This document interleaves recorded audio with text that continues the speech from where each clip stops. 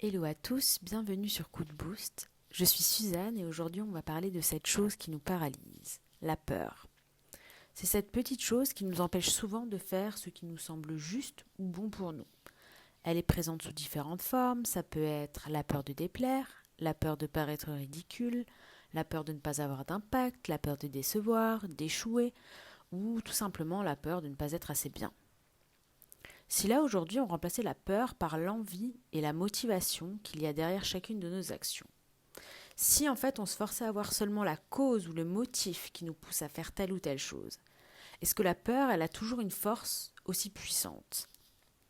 Du coup, si je vous fais ce podcast, c'est parce qu'aujourd'hui j'ai décidé de dire au revoir à la peur.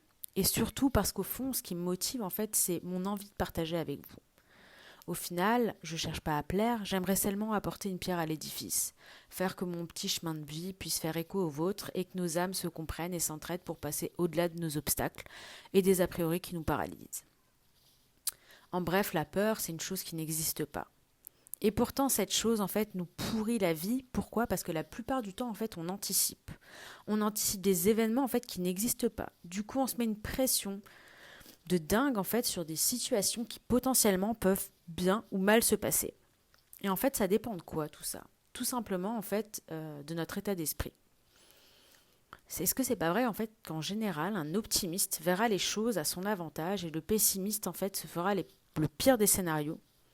Et si là tout de suite on faisait taire la peur, ou plutôt si on l'utilisait pour qu'elle soit un moteur plutôt qu'un frein, est-ce que ça serait pas plus judicieux?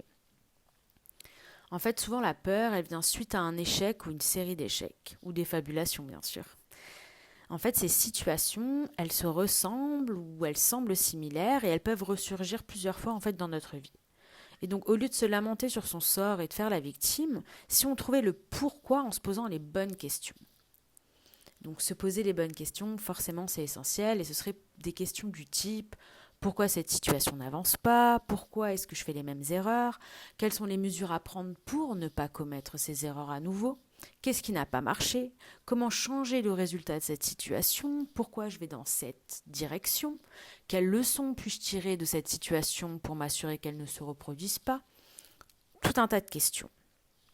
Enfin, au lieu de se plaindre, vaudrait mieux être reconnaissant de ce qu'on a déjà, du chemin qu'on a parcouru, de notre avancée en fait au final.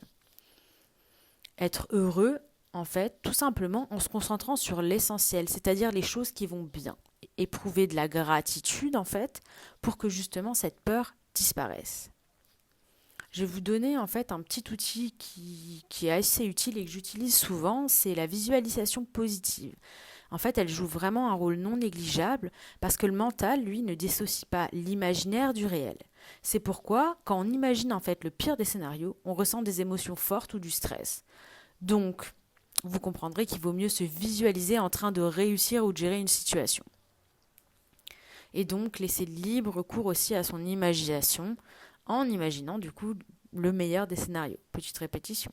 Ou la meilleure issue. Pourquoi? Parce que simplement, déjà, il faut se dire qu'on a tous droit et qu'on mérite tous en fait de réussir. On ne peut pas espérer sortir vainqueur d'une course si on part perdant ou si on imagine en fait le pire des scénarios en arrivant dernier ou autre. En fait, tout commence dans la tête et on n'arrête pas de le dire.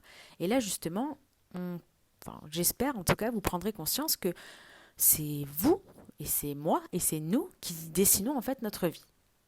Donc là, ce que je vous invite à faire tout de suite, c'est juste de fermer les yeux, de choisir quelque chose en fait qui vous stresse ou un événement qui peut arriver. Ça peut être un examen, peut-être un oral, une réunion ou autre, et dessiner en fait dans votre tête cet événement avec optimisme et passion, jusqu'à en fait ressentir les bienfaits que cela peut vous procurer. Et donc, si vous faites ça correctement, dans le calme, sans que personne vous dérange, ce petit exercice de visualisation, en fait, va vous enlever tout le stress d'un événement que vous imaginez difficile, parce qu'encore une fois, c'est une création de l'esprit et du mental. Donc, je vais vous donner une petite anecdote. Récemment, avec l'une de mes clientes, en fait, elle était très stressée à l'idée de poser des questions à des passants dans la rue, etc.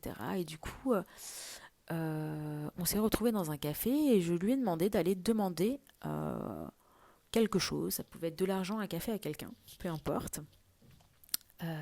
Et en fait, avant qu'elle aille demander cette chose, il y a eu tout un petit tas de symptômes physiques. Elle a commencé à trembler, à transpirer, etc.